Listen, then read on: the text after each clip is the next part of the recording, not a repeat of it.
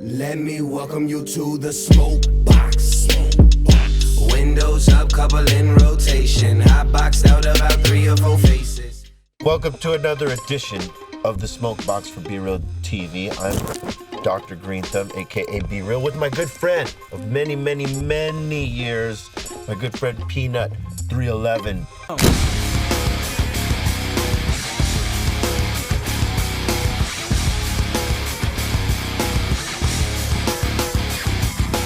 Now, I gotta say, you know, we went on tour many years ago, and we've done shows since then, festivals and things like that, and then another tour.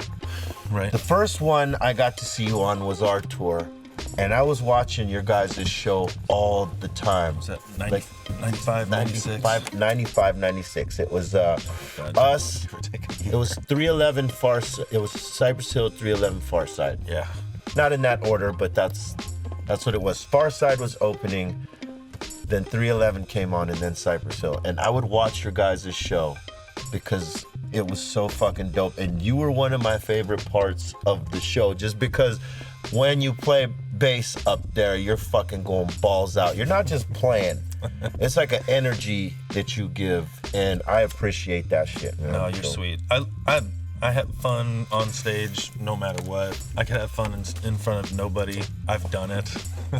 Man, I'll do it again. That's how it goes, though, man. Yeah, but there's something about being up there and just getting lost in it and being a part of it and knowing that it's all temporary. You know, it's never gonna last. So just fucking hit it as hard as you can and enjoy yourself. Was there a bassist out there that inspired you, that you saw that was just like, fuck, I want to do that shit?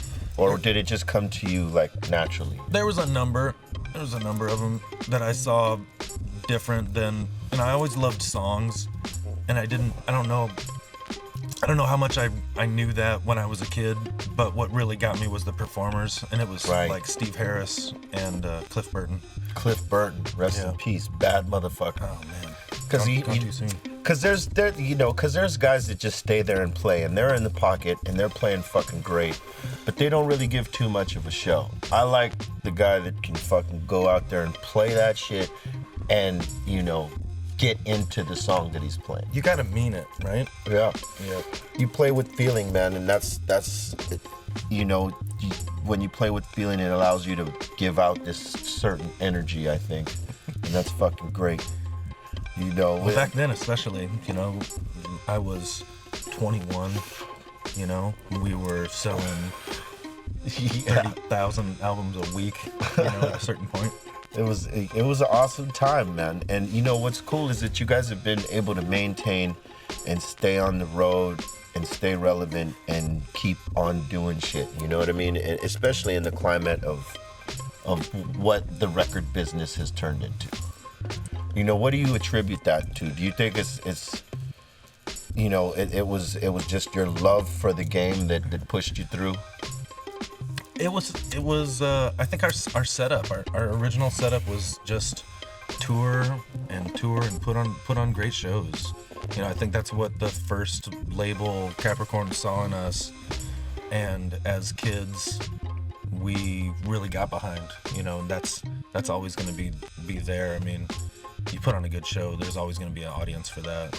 True and that. You can't replicate that experience digitally, not yet. Can't do that. Although that's good technology to get into, I've heard. True that. That virtual reality shit. We'll be doing. Let's just we'll be bootleg doing this this shit. in fucking Mars. We'll get holograms of them to do the show. People will never know. But to feel the sweat and to be pounded by the bass and. Who were some of your favorite shows to go to as like a fan? First show I saw was the Red Hot Chili Peppers at a bowling alley. That's a show to see. In Omaha, Nebraska. Fucking A, dude. It was John Frusciante's first tour on Uplift Muffled Party Plan right after Hillel died. And it was incredible. They were in a van. It was December 89. It was incredible. It was the night of a snowstorm, and I got dragged out by my mom. So we didn't get stuck there all night. Right, but it was awesome. Local band opened up. that ended up opening up for us at our first show. So that was cool. Like one of the first notches in the belt. I was like, why is this happening? It's like, just kind of going with it. There was no good reason. They had been around a lot longer than us, but we had the right slot. Yeah. Or the good slot, that is. It's good to have the good slot. Show. Yeah. It's good to have the good slot, especially in the first show. That's crazy. We got so lucky. It still doesn't make any sense, And then, we played a couple of empty shows after that. Our first show was opening up for Fugazi in front of 700 people. So there was always going to be someone that wanted to come see it. Yeah. Especially in such a small city. I think you managed to, like, with those plays that you guys did like that, opening for other bands, you guys took advantage of that and won people over, no matter how many people were out there or not. I mean, I could even say that from the tour we did, you know what I mean? You guys were winning fucking people over in that live show, and I think that's one of the keys to longevity. If you could keep them entertained, with or without a new record. Yeah. And I think you see a lot more of that now. That used to be so necessary, and it is and it isn't. Like on a if you want to be on the top level, you do have to have an album behind it. Something, yeah. And Adele went diamond in like 8 months or something like that. Shine bright like a diamond. Jesus Christ. She needs to share some of the sales. Yeah, bring some of those over here. That's crazy. And to sell out the Staples Center like 5 times, it's crazy. It's incredible, man. It really is. So the passion is there, and the talent is there, and the sales are there. It's just people's attention span trying to get them, win them over. Who knows? I'm happy we have found our audiences that contribute to our stability, our relative stability. Yeah, I mean, you guys do an annual tour. You guys stay on it, and people are coming to this shit every year and rocking with you guys. I mean, we were on one of them, and we had a chance to see it, and it's great that you can have a following like that throughout the time they're still right there rocking with you, and they pass it down to the generations that are coming after them. That's the cool thing. Yep. And they come and go. There's not that many from that first school that have hung on, but there's a few, for sure, and they've told all kinds of people. Their kind of worth on our tree of existence is hard to kind of understand, and I like to thank him as much as I can on the Twitter and whatnot. Yeah. And in atmosphere like this, a hazy atmosphere like this, it's very hazy. It's nice to be able to be thankful and to know that those are the people that put you there, and to be able to hope that they're excited about what's coming next, because we've always got curveballs, and that's kind of the point of the band. Yeah. That definitely. You got to be out of the box, I think. 12 albums. For real. 12 albums. This will be 12 coming up. People don't know what a milestone that is in this particular line of work. People are lucky if they get 3 off. 4. Maybe 5. But 12 is, that's really kicking some fucking major ass throughout the years. We like to write. Yeah, writing's never been a problem. It's about being creative. I mean, that's the part of it. We're artists. We have to get it out there. Take the chances on whatever it is. If people are going to be drawn to it by the masses or the loyal few, you know what I mean. And those are the chances we take as an artist. And I think it's dope that you guys do that like consistently. Like you guys,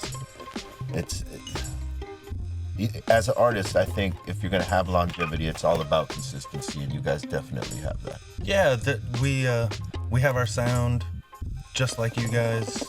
For sure. And we've explored all kinds of avenues there within, and there's no limits, but you'll know it's us, no matter what. I obviously have to fucking talk about the hip hop influence that you guys put into your music. What were some of your first hip hop influences? The first thing I remember for sure was the Beastie Boys. Beastie Boys. And we wore that shit out. Yeah, there the was Beastie Boys. it was easy to grab onto it. It made all kinds of sense. And a month later was Run DMC just hit us just like wildfire. That's why hence the Run DMC tribute running them. And I didn't get it for a while. I liked Tricky. I thought Tricky was fucking dope. Yeah. And I like Kings of Rock, although it always seemed slow. They had some fucking dope songs. My Adidas, Dumb Girls, It's Like That, obviously. Beats to the Rhyme, Hard Times. Fuck, it was just crazy. They had so many cuts. Yeah. Kings of Rock. Yeah, it wasn't my favorite. I loved that there was something new going on. Yeah. And I got swept up in that for sure. And the fact that they had electric guitars in their mix always was amazing. That's what got me into hip hop, Run DMC, because I used to listen to rock shit. I was a little rock head. I mean, I listened to, oldies and R&B and shit like that, but I was mainly a metalhead, and I heard Run DMC and it flipped my fucking hat. And that's what got me into hip hop. And I started listening to hip hop religiously ever since that time, but it was the rock guitars and the live instrumentation on their record that got me. Yeah, it was just smart. Yeah, it was crazy. It was different. It was like you said, it was very fucking different. Now, you have a pen there, and you brought me one earlier, that would segue to this question. 311 PNut in the weed space, the weed culture. It is now legal here in California. How do you feel about that? And what are your plans for the weed space? We just want to fill it up with more better content. Right. I mean, not that there's not a flood of it going on as it is, and as people are grabbing for space, they're gonna find all kinds of